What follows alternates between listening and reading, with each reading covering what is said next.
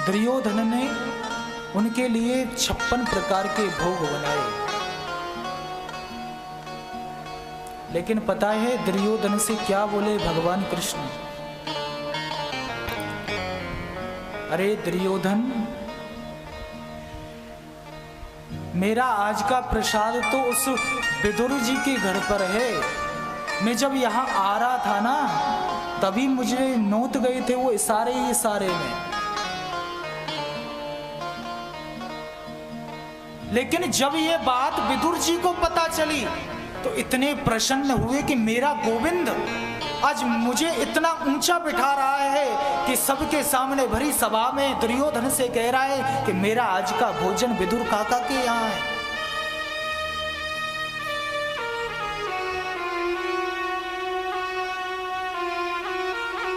केशव, तुम बड़े दीन दयालु हो, तुम बड़े करुणा निदान हो।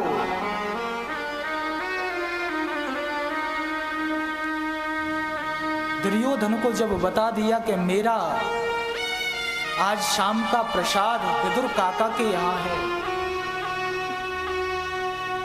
तो पता है विदुर जी बड़े प्रसन्न होकर भागे भागे घर गए। अरे विदुरानी, अरे विदुरानी, आज तुझे पता है मेरा कन्हैया, मेरा लाला, मेरा गोपाल मेरे यहाँ भोजन करने आए।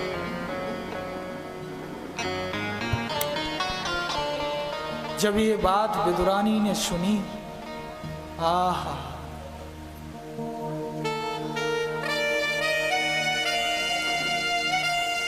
विदुरानी जी लेटी हुई थी। जैसे ही कानों में उन्होंने सुना कि मेरा कन्हैया आज मेरे घर आकर भोजन करने वाला है, तुरंत ऐसे खड़ी हुई जैसे कि किसी माँ का बेटा उससे दूर जा रहा हो, क्योंकि उनके मन में एक अभिलाषा हो गई कि मेरा गोविंद मेरे पास आ रहा है,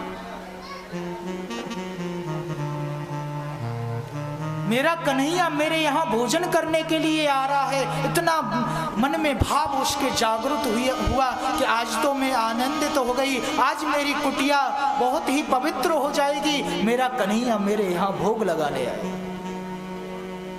लेकिन इतने प्रसन्न होकर विदुर जी तुरंत विदुरानी से बोले, ऐसा है सुनो, तुम घर की सफाई करो, बढ़िया बढ़िया जो भी घर पे बचा हुआ है थोड़ा बहुत बना लो, और माखन मिश्री में लाला के नैया ताजा ताजा बाजार से लेके आओ, क्योंकि माखन मिश्री के बिना मेरा गोविंद भोग नहीं लगा सकता।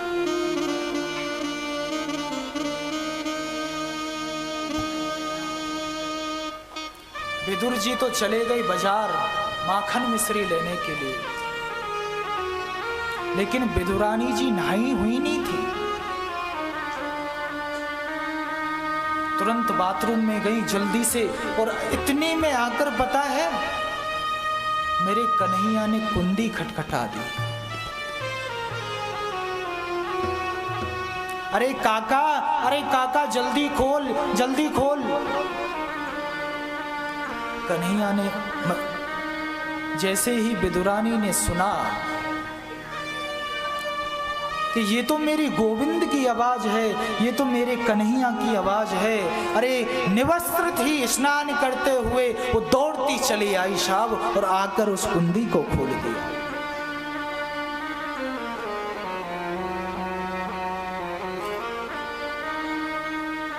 उस कुंडी को खोलकर कन्हैया का हाथ पकड़ा। अरे कन्हैया तू इतनी जल्दी आ गया, तेरा काका तो अभी बाजार से भी नहीं लौटा।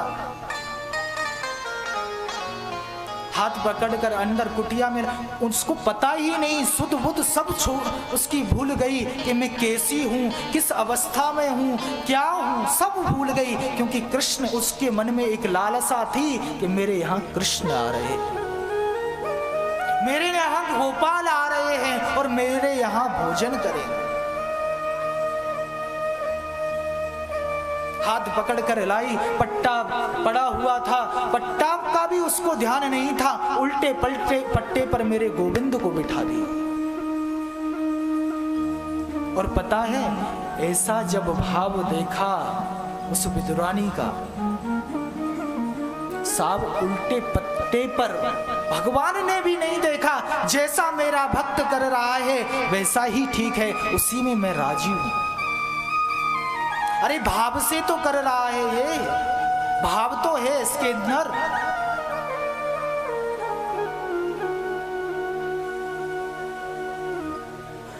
उल्टे पट्टे पर मेरे गोविंद को बिठा दिया और बिठाकर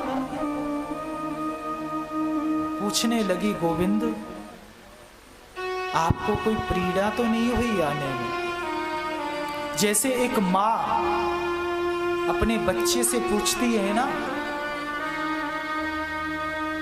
कि बेटा कुछ हुआ तो नहीं।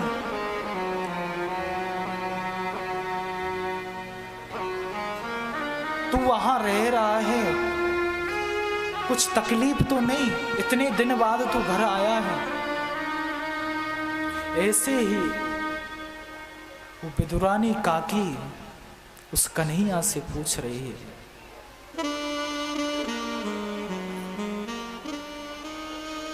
अपने गोपाल से पूछ रही है, गोपाल कुछ तेरे साथ में हुआ तो नहीं?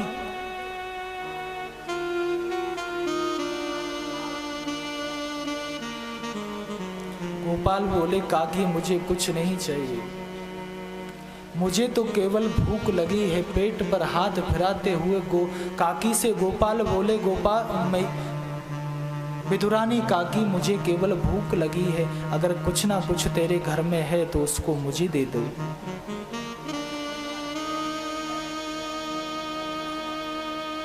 विदुरानी काकी इतने भाव में थी, उसने बोला देखो तुम्हारे लिए मिश्री और माखन तो तुम्हारे काका लेने गए हैं, लेकिन मैं जाकर अंदर देखती हूँ, जब तुम्हें इतनी जोर से भूख लगी हुई है तो कुछ ना कुछ पड़ा हो शायद।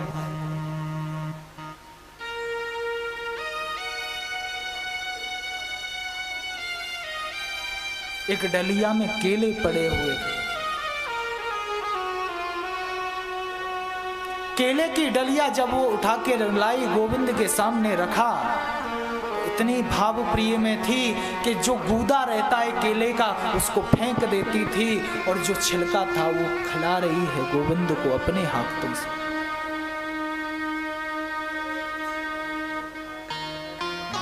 अपने हाथों से उस भाव से उस गोविंद को खिला रही है। देखो साहब, उस विदुरानी को तो पता ही नहीं क्योंकि वो भाव में थी, लेकिन हद तो तब हो गई जब उस गोविंद को भी उस भाव में सब कुछ भूल गए कि ये गूदा है खा रहा हूं मैं कि या फिर छिलका खा रहा हूं।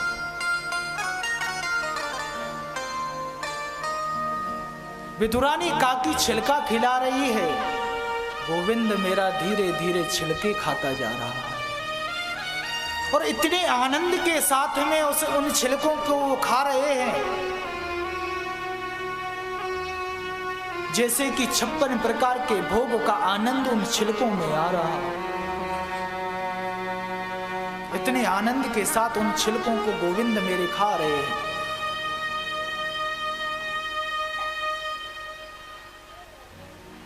कितना सुंदर दृश्य होगा वो।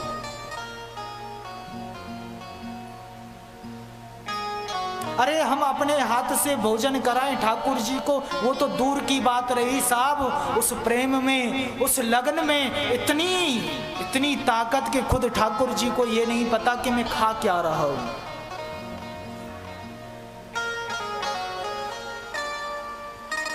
मेरे ठाकुर को तुमसे दौलत नहीं चाहिए, तुमसे पैसा नहीं चाहिए, तुमसे संपत्ति नहीं चाहिए, केवल एक प्रेम चाहिए।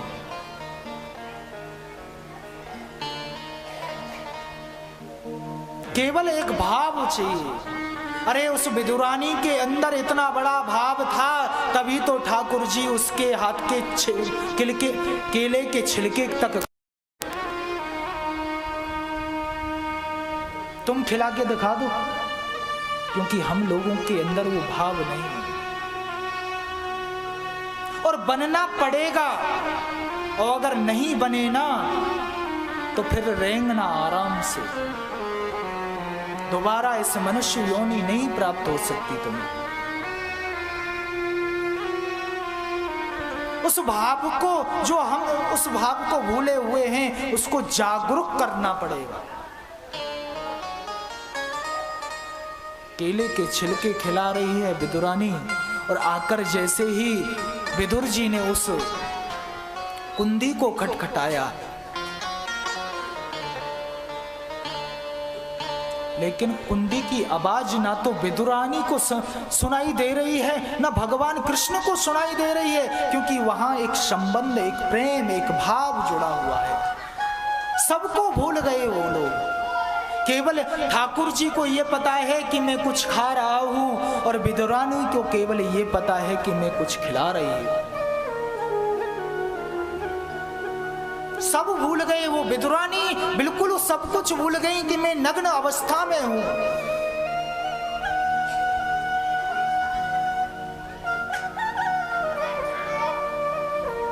गेट जी अंदर आए, वो अंदर आकर देखा कि विदुरानी नग्न अवस्था में बैठी हुई है, और ठाकुर जी विदुरानी के हाथ से केले के गूदा नहीं, केले के छिलके खा रहे हैं।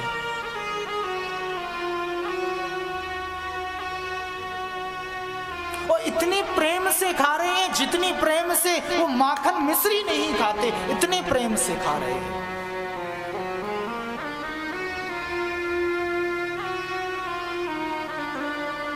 लेकिन विदुर जी के अंदर वो भाव नहीं था, वो उस चीज को समझ नहीं पा रहे थे।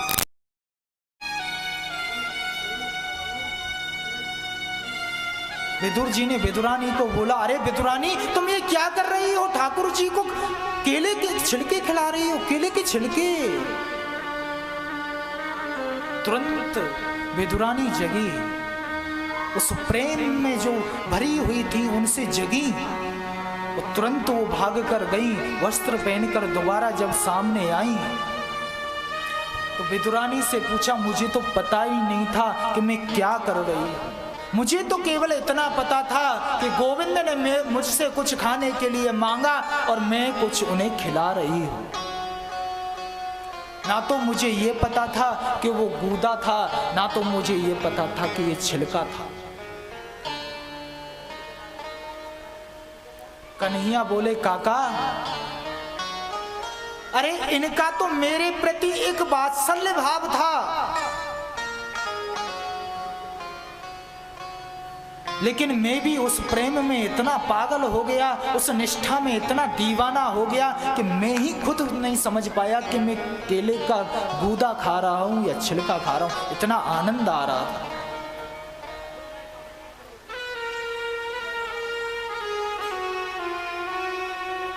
विदुर जी बोले, देखो कन्हैया, जो हुआ भैया उसके लिए मैं माफी चाहूंगा हाथ जोड़कर, क्योंकि विदुरानी बहुत पागल है, बहुत नादान है, ना समझ है विदुरानी। तुमको केले के छिलके खिला दिए, लो कन्हैया मैं माखन मिश्री लेकर आया हूं, लो इनको खाइए। कन्हैया ने जैसे ही माखन मिश्री को अपने मुखमंडल में रखा तो तुरंत बोल दिया, विदुर काका, जो आनंद उन छिलकों को खाने में आ रहा था वो आनंद इन माखन मिश्री में बिल्कुल नहीं।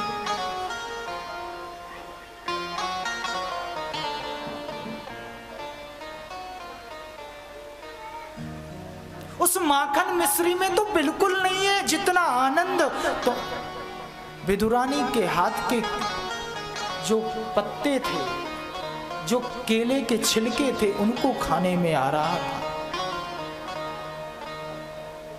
भाव का भूखा हूं मैं, भाव ही एक सार है, जो भाव से भजता मुझको उसका बेड़ा पार है। अंदर भाव होना चाहिए।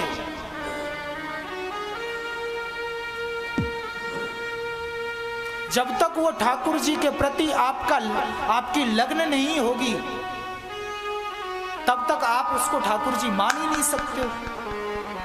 आप तो केवल ये मानोगे कि ये तो पीतल की मूर्ति है, बस इसकी पूजा करनी है, 2 चनौरी रखनी है, सुबह शाम आरती फिरानी है, बस।